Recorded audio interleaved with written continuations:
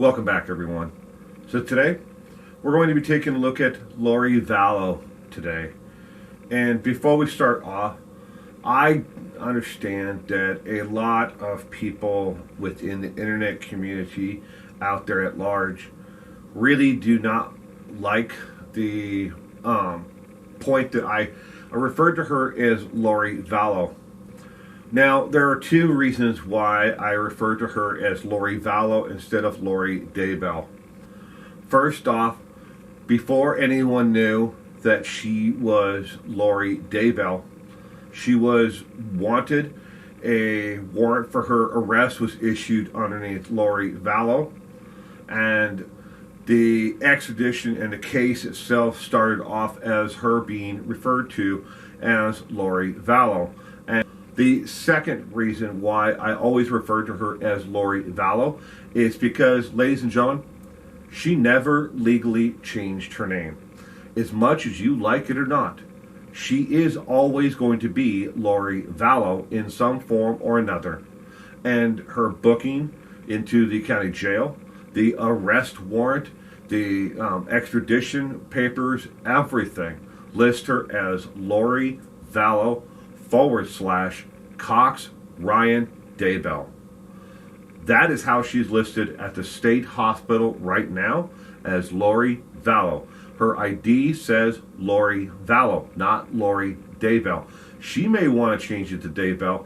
Other people may want to forget and think that it is a disgrace to Charles. But that is her name, and she has the legal authority and right to use the last name of Vallow still.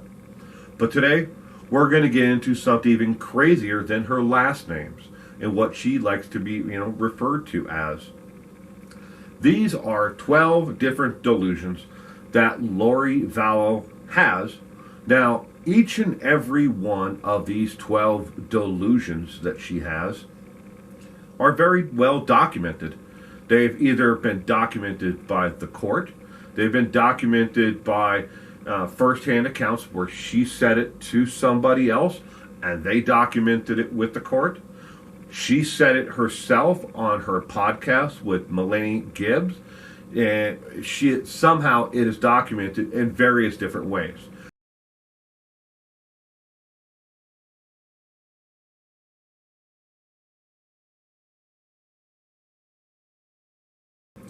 First, number one on the list is that she is a transcended being from another universe and higher power. She came from a higher entity down here, transcended to here, to protect us all and to lead those people who have been deemed to be the ones that shall survive the final apocalypse and be ready for Jesus when he makes his second coming. She believes she is a transcended being. This one might be interesting to about 80% of the population of Earth. Lori Vallow believes that she has had not one, but four, ladies and gentlemen, conversations with Jesus Christ in the flesh. Not through faith, like she's a Christian and she believes that she's had conversation with him, like praying to God, to Jesus, for enlightenment. She believes that she's had 4 conversations with him in the flesh. One was on the Brigham Young University campus there in Idaho, and one was in her home, and the other 2 she did not stipulate where, but Jesus couldn't walk through a wall. He had to turn a doorknob to walk through, to get from one room to another.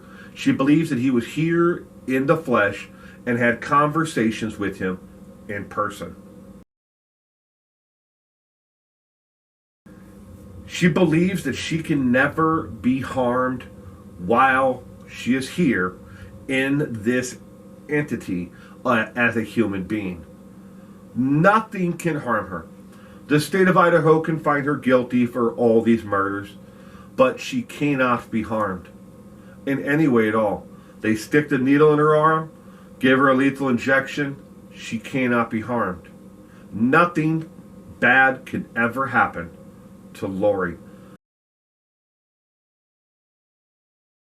Next is she believes that she has had visions of the future, and she knows when, how, where, and who starts the apocalypse, the end of days times. She knows, again, who, when, where, and how. How all that happens. She has had visions of it all. Chad, I mean, as visionary as he is, and how he's able to make a porthole here and there, has never said that he's had visions of the end of times like Lori. So I guess it's a good thing the two of them are together.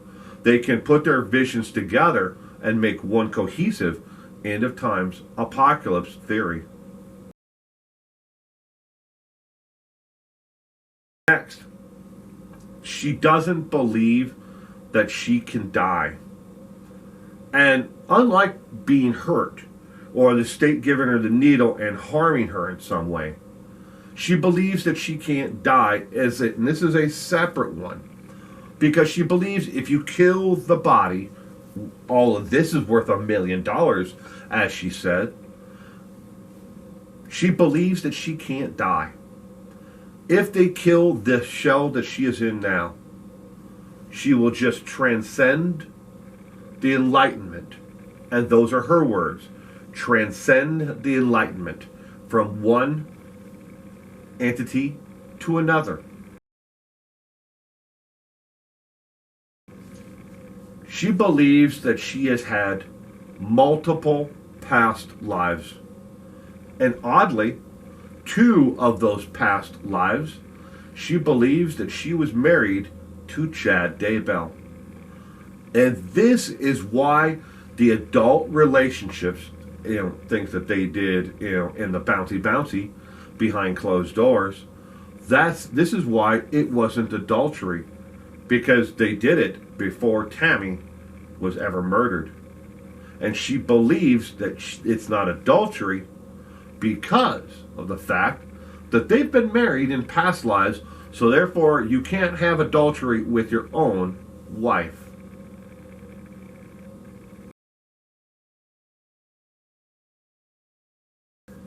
Next, she believes that in her previous life before, that she was persecuted as one of these individuals in her previous life, and that is why she can't be harmed in this life. It's because of the persecution that took place in her previous life. This is something, along with the adultery, that she spoke of in kind of, vague terms, but spoke on her actual podcast with Melanie in their podcast. Melanie knows a lot more than everybody knows out there. And you may be surprised when this trial, if it ever does start, just how many bombshells are going to come from the conversation and the testimony from Melanie. She believes that in day-to-day conversations and walking around, she can spot demons and she can spot those who are possessed without ever having any conversations with them. She says that she can see the aura around an individual, and she can tell which ones are good and which ones are demons, which ones are good, which ones are possessed. She says even on television or in a motion picture, she can tell which ones are possessed and which ones are not. No surprise here at all. She believes that Charles Vallow was possessed, but not by one demon, but by multiple demons. Charles was possessed by multiple demons. She also believes, obviously, that we all know, she believes that her son, JJ, was possessed, and she was trying to convince Melanie that JJ was, possessed as well. Took him off all his Ritalin and all his medication. The kid goes nuts. Well, see, I told you, he's possessed. Yes, that was what she did, and that's how she tried to convince her friend that JJ was possessed. Oddly, she must have believed that Tylee was possessed as well. And we all know that Tammy must have been possessed because they were trying to recreate scenes from The Exorcist upon her, of the foaming of the mouth. I guess next she was going to, sit up in bed and shoot split pea soup all over everybody, like in The Exorcist. But Tammy died beforehand because of the poisoning.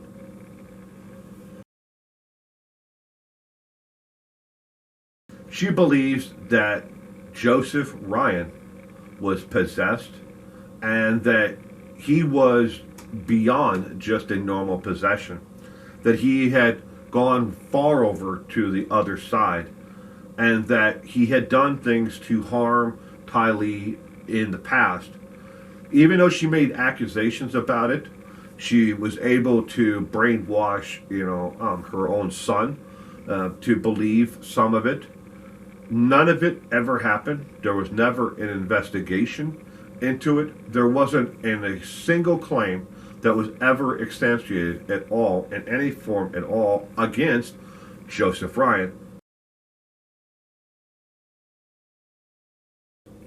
Lori Vallow believed that she could cast goodwill and badwill upon people.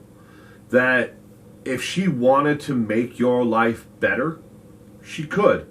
By casting kind of a mystical spell upon you to make your life better. But at the same time, though, if she wanted to make your life a living hell, obviously without her being in it, because just her being in your life would be a living hell, but she could cast a spell, a enchantment, or whatever upon you to make your life a living hell. She believed that she had this ability to do this to other people.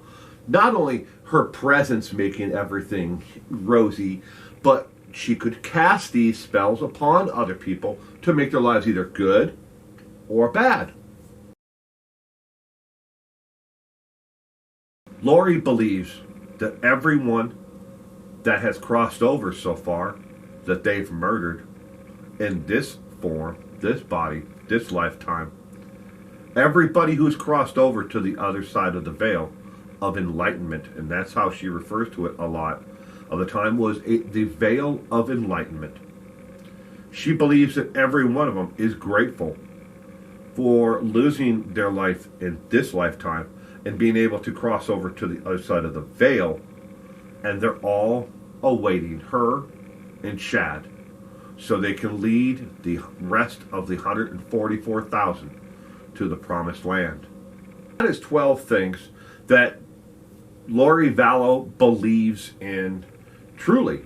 She really believes in all of these 12. Now, there are dozens more things that she talked about on the podcast with Melanie, that she spoke to in person off of the podcast with Melanie, that she spoke with her brother Adam about, that she spoke with other people about and told them about her religious beliefs that were kind of like outside of the norm of the LDS Church. Again, dozens more, but those are the top 12 that I found the most interesting, that she spoke of the most and she seems to believe in the most. So the question we have to ask ourselves at that point is she really insane?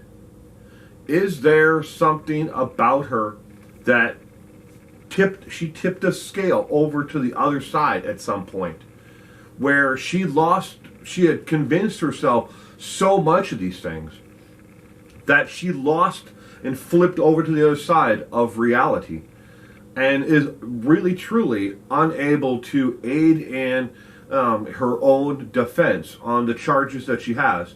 And this is why she needs to be restored, to bring her back to that side of reality. So if you enjoyed this content, I really do hope that you'll give this video a thumbs up. Leave a comment down below if there's other beliefs that you know of that she believed in that you'd like to see covered on a future video. And if you're new here, I hope that you will check out more of my content. I'm here and I upload new content 5 days a week. And please check out the playlist on the Doomsday Couple, which is pinned here at the top or in the description below. And if you do enjoy the content, please subscribe. I mean, I never ask for anything more than a thumbs up and for you to subscribe to my actual channel, because it's absolutely free to do both. That way you'll be notified when I put out new content. It's as simple as that. I don't want your money. I don't need anything else from you. Just to know that I have an audience out there that enjoys this content. Thank you very much. And you have a safe and happy week and weekend ahead.